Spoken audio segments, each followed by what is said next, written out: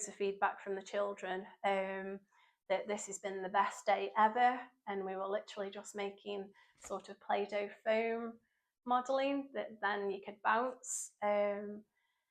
Just the fact that they've been able to come here and make new friends that they wouldn't necessarily get to know in school day to day. So lots of new friendships have been made.